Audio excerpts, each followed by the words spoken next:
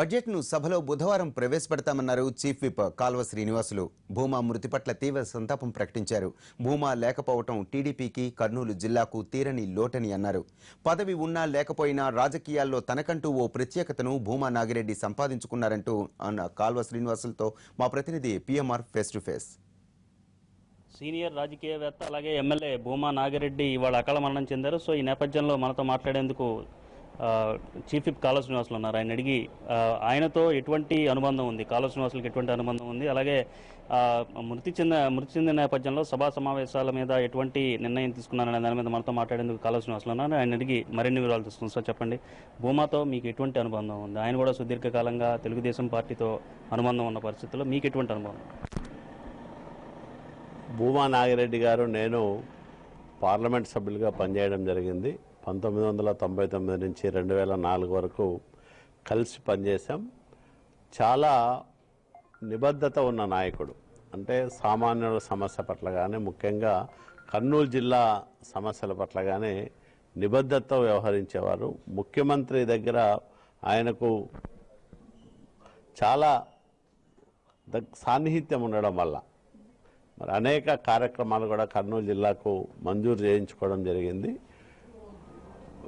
ఆ కుటుంబానికి జరిగిన నష్టమైతే పూడ్చుకోలేనిది. 2.5 సంవత్సరాల కిందట ఉజ్వలమైన భవిష్యత్తు ఉంటుంది అనుకున్న శోభా నాగిరెడ్డి గారు రోడ్డు ప్రమాదంలో దుర్మరణం చెందడం, తర్వాత ఈరోజు నిన్ననే ముఖ్యమంత్రి గారిని కలిసి మాట్లాడి వెళ్ళిన మనిషి మరి ఉదయాన్నే తీవ్రమైన గుండెపోటు రావడం వల్ల మరణించారని తెలుసుకున్నప్పుడు చాలా బాధ అనిపించింది. ఎందుకంటే సుదీర్ఘకాలం పాటు రాజకీయాల్లో ఉండడంతో పాటు తనకంటూ ఒక ప్రత్యేకతను నిలుపుకున్న నాయకుడు భూమా నాగిరెడ్డి గారు. రాజకీయాల్లో చాలామంది ఉంటారు, పదవులు వస్తూ ఉంటాయి, చాలా కాలం పాటు రకరకాల పదవుల్లో రాణిస్తూ ఉంటారు. కానీ పదవి ఉన్నా లేకున్నా రాజకీయాల్లో ప్రవేశించిన నాటి నుంచి భూమా నాగిరెడ్డి గారంటే ఒక గ్లామర్.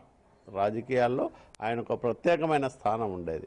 మరి అట్లాంటి నాయకుడు ఒక 4-5 నియోజకవర్గాల్లో గెలుపు ఓటములను శాసించగలిగే స్థాయి, ఆ జిల్లా రాజకీయాల్ని ప్రభావితం చేయగలిగిన శక్తి సామర్థ్యాలు ఉన్న నాయకుడు భూమా నాగిరెడ్డి గారు.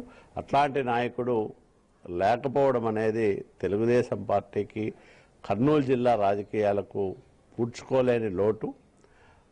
ఆ కుటుంబానికి, ఇంత బాధలో ఉన్న ఆ కుటుంబానికి మరి ఈ బాధల నుంచి కోలుకునే శక్తిని, తట్టుకునే శక్తిని ఇవ్వాలని భగవంతుని మేము ప్రార్థిస్తూ ఉన్నాం. సిట్టింగ్ శాసనసభ్యుడు మరణించినప్పుడు సభ సమావేశమై మరి వాయిదా, ఆ రోజు సంతాపం తెలిపి వాయిదా పడ్డం సహజం. కానీ ఎక్కువ మందితో సుదీర్ఘకాలం పాటు అత్యంత అవినాభావ సంబంధాలు ఉండడం వల్ల నాగిరెడ్డి గారికి రేపు మధ్యాహ్నం 3-4 గంటల మధ్యలో నాగిరెడ్డి గారి భౌతిక కాయానికి అంత్యక్రియలు జరుగుతున్న నేపథ్యంలో చాలామంది సభ్యులు మరి అంత్యక్రియలకు హాజరు కావాలని కోరిన సందర్భంగా రేపు సెలవు ప్రకటించాం శాసనసభకు, శాసన మండలికి. అంటే సభ ఎప్పుడు తిరిగి స్టార్ట్ అవుతుంది? బడ్జెట్ ప్రవేశపెట్టాల్సి ఉన్న క్రమంలో ఆ బడ్జెట్ ఎప్పుడు ప్రవేశపెట్టే అవకాశం ఉంది? మంగళవారం సభ ప్రారంభమవుతుంది. మంగళవారం కూడా భూమా నాగిరెడ్డి గారి మృతికి సంతాపం తెలిపి వాయిదా పడే అవకాశం ఉంటుంది. బడ్జెట్ బుధవారం ప్రవేశపెట్టే అవకాశం ఉంటుంది.